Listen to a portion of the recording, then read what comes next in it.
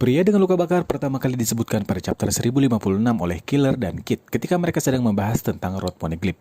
Kemudian pada chapter 1081, kelompok Kurohige ternyata mengetahui mengenai sosok ini. Dia adalah sosok yang menurut rumor yang didengar oleh Teach memiliki satu Road Poneglyph. Disebutkan bahwa sosok ini ada di kapal berwarna hitam pekat dan apabila ada yang mendekatinya, orang-orang itu akan tertelan dalam pusaran air yang besar. Shiryu sendiri memiliki dugaan bahwa pria dengan luka bakar ini adalah orang dari pemerintah. Dengan alasan hal ini bisa mencegah bajak laut untuk mendapatkan One Piece. Sosok yang memiliki peran penting dalam perebutan One Piece. Tapi sejauh chapter 1081, identitas asli dari pria dengan luka bakar ini masih merupakan tanda tanya. Kekuatan buah iblis Rocinante yang bernama Nagi Naginomi. Buah ini merupakan tipe paramesia, dan kata Nagi itu bisa berarti tenang. Dengan kekuatan Rocinante ini, dia bisa menciptakan sebuah ruang lingkup yang kedap suara yang bisa menahan suara, entah itu suara dari dalam keluar ataupun suara dari luar yang masuk. Kekuatan buah iblis ini juga dia bisa berikan pada orang, baik itu orang lain ataupun dirinya sendiri, di mana kekuatannya ini bisa mencegah target yang dia pilih itu suara yang dihasilkannya itu tidak terdengar.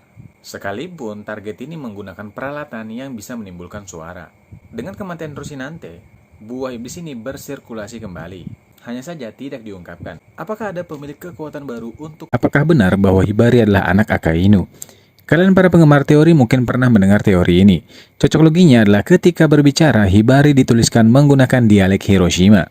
Yang mana sampai sejauh ini, hanya dua karakter yang menggunakan logat ini, yaitu Sakazuki dan Hibari. Ada beberapa cocok logi lain seperti Hibari yang menggunakan GP, Flower, dan Sakazuki yang dalam beberapa kesempatan mengenakan pakaian yang identik dengan corak bunga. Dia juga memiliki tato bunga di tubuhnya. Kemudian melihat adanya Kujaku yang merupakan cucu dari seorang prajurit angkatan laut yaitu Suru. Ada yang berpikir juga bahwa Hibari termasuk dalam Sword karena ayahnya adalah seorang prajurit angkatan laut. Dia adalah seorang gadis dari kerajaan Lulusia. Di chapter 1082, dia bersama beberapa warga dari Lulusia dibawa oleh Sabo ke Kamabaka. Moda sendiri pernah muncul dalam kisah kemunculan para komandan revolusi melawan Momohige. Tapi beberapa di antara kalian mungkin juga menyadari bahwa Moda sudah muncul sejak lama bahkan sebelum time skip. Moda pernah muncul dalam cover story petualangan Ace mengejar Kurohige. Ace yang membuat kerusuhan dibuang oleh para warga ke sungai dan tenggelam. Moda menyelamatkan Ace yang tenggelam di sungai. Dengan begini, Moda adalah salah satu karakter yang pernah bertemu dengan dua kakak Luffy yaitu Ace dan Sabo. Siapakah yang paling cepat di antara para member kelompok topi jerami?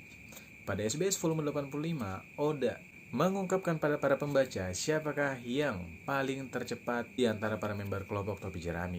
Jadi di SBS volume 85 ini ada seorang pembaca yang menanyakan siapakah yang paling cepat. Jika para member dari kelompok topi jerami itu berlomba lari, lomba lari 50 meter.